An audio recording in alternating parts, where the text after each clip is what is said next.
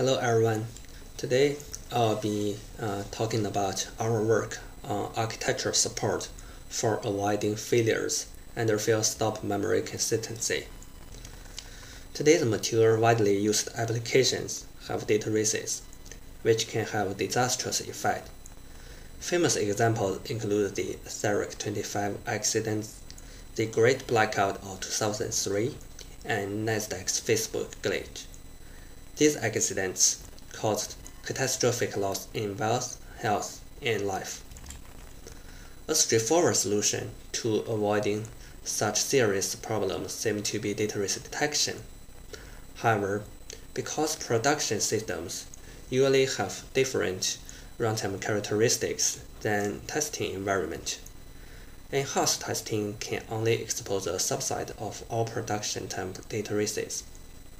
So, it's difficult to detect or eliminate all production time data races during in-house testing. Alternatively, a lot of research efforts have been focused on providing fail-stop semantics to programs, including our own work ARC and work by one of us, conflict exceptions. Under a fail-stop memory model, a data race-free execution is guaranteed to be sequential consistent, or if there's any data race detected, a consistency exception is generated to make the data race explicit in runtime, avoiding any of its implicit, erroneous, and defined effects. As a result, fail-stop semantics provide well-defined behaviors for all programs, including those with data races.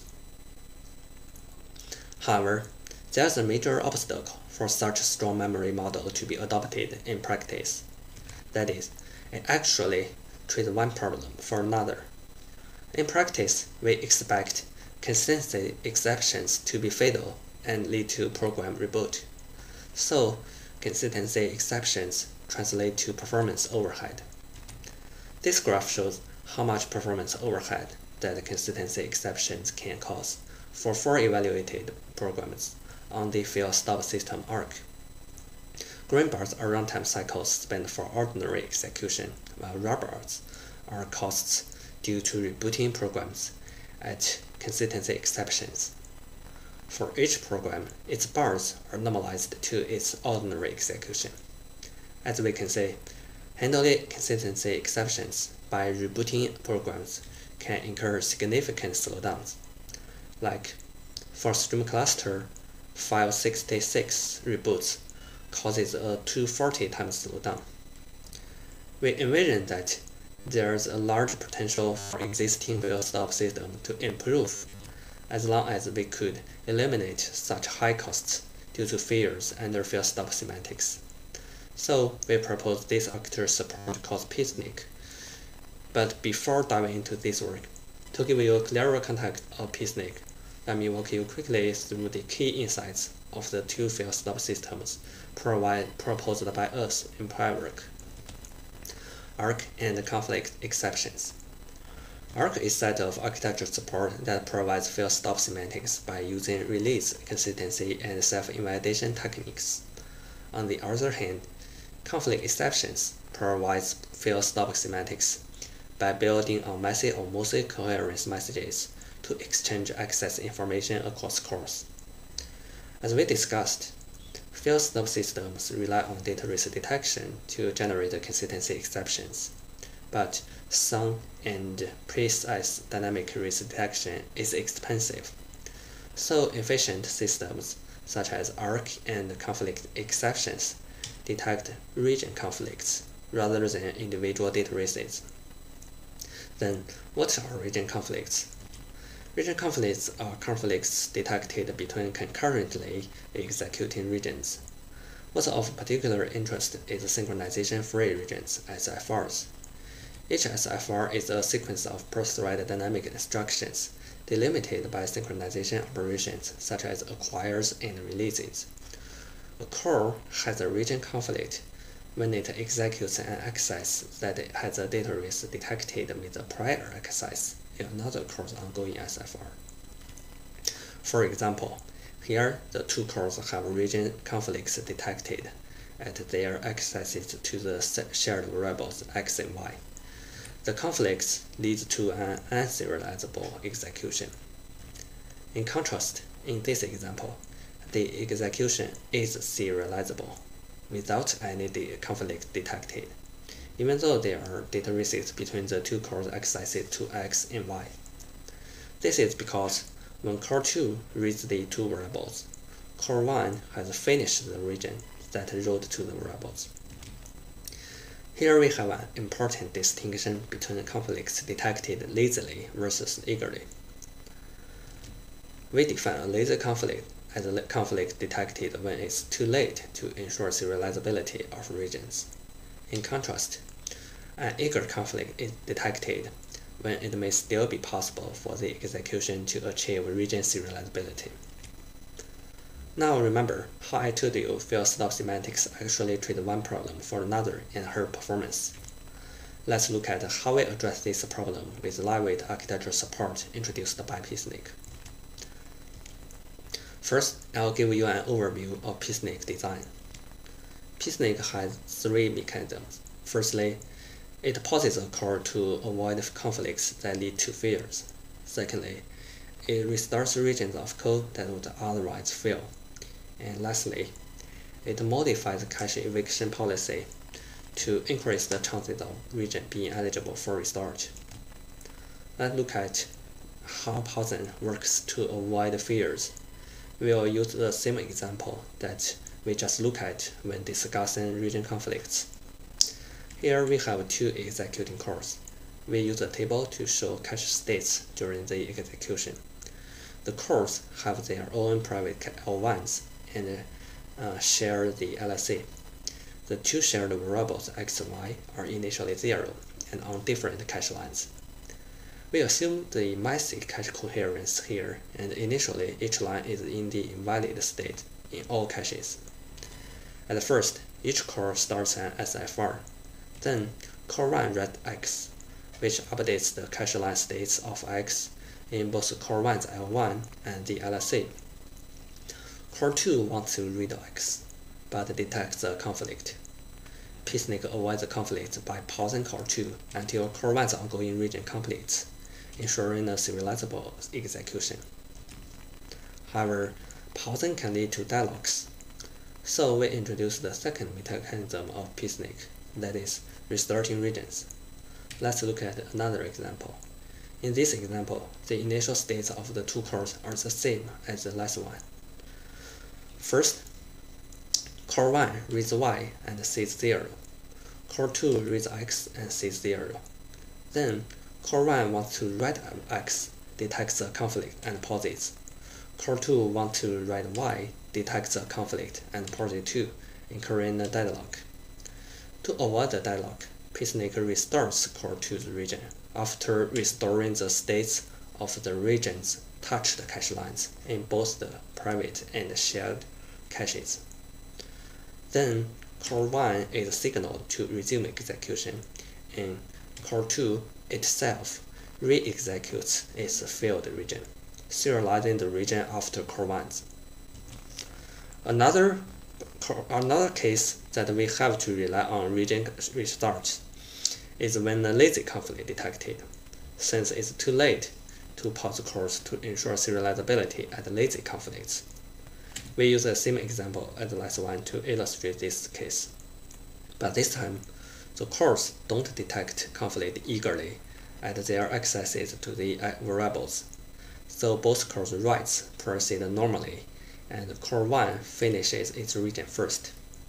Then, core 2 detects the conflict lazily on x at its region end, because its read of x sees a stale value. Peacenik avoids the conflict by restarting core 2's failed region to ensure a serializable execution. So far so good, but actually there is one problem we need to consider before restarting a region, that is, whether a region is eligible for restart. Let's go back to the last example and consider what happens if core 2 writes back its dirty value of y on eviction before ending its current region. Is the region still eligible for restart? Unfortunately, no. because core 2 makes its dirty value visible to the other core by writing back the value. So Peacenik falls back.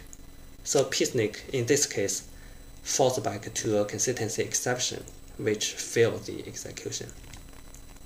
In order to increase the chances of a region being eligible for restart, Peacenik modified the eviction policies of core private caches.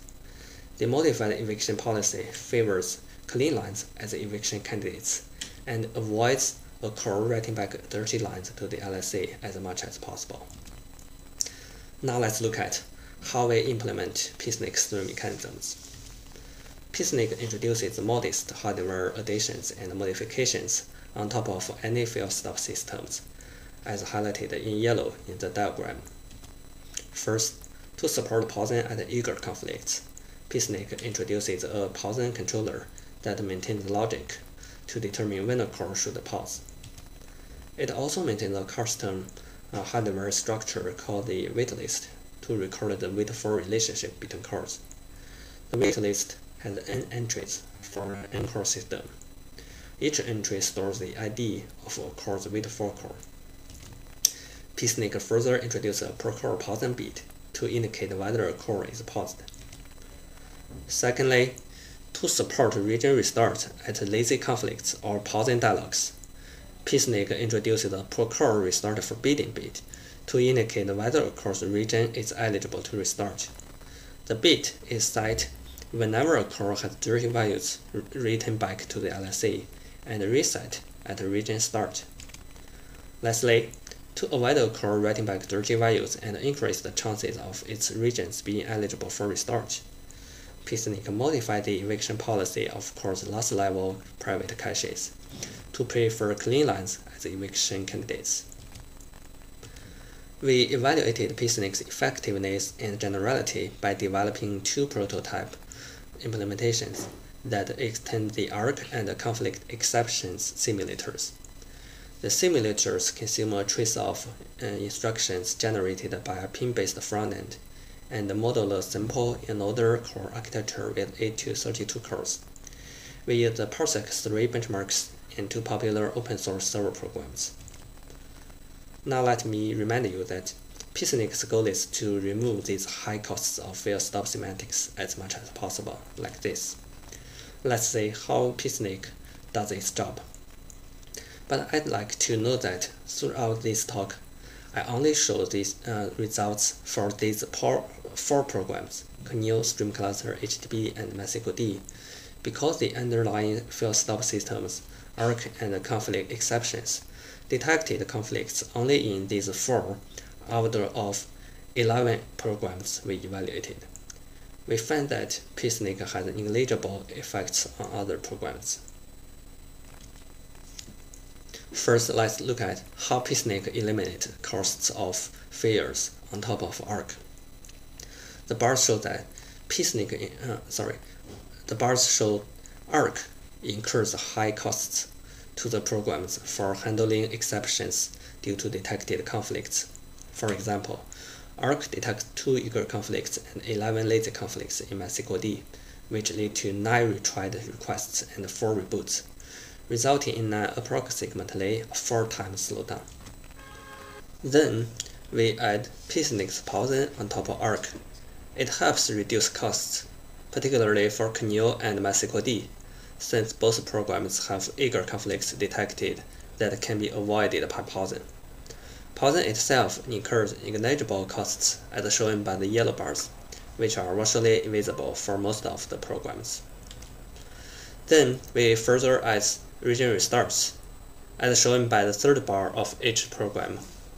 Pausing and region restart collectively reduce fail-stop costs significantly. Like pausing, region restart itself incurs negligible costs. Lastly, adding the cache eviction policy modifications, we get the full Peacenik, which eliminates virtually all consistency exceptions for all the programs. Overall, the results show that all 3 of Peacenik's components are collectively important for avoiding consistency exceptions, and Peacenik avoids virtually all costs of fail-stop consistency. We also evaluated Peacenik on top of conflict exceptions and the results validate Peacenik's effectiveness too. Furthermore, the results for Peacenik on top of both arc and conflict exceptions show that Peacenik's mechanisms generally apply to any fail stop systems. To conclude, in this talk, we've shown how Peacenik overcomes the primary obstacle to practical fail stop memory consistency by introducing simple, effective failure avoidance mechanisms. With Peacenik, production systems can get the benefits of fail stop consistency while minimizing the costs of failures. Thank you.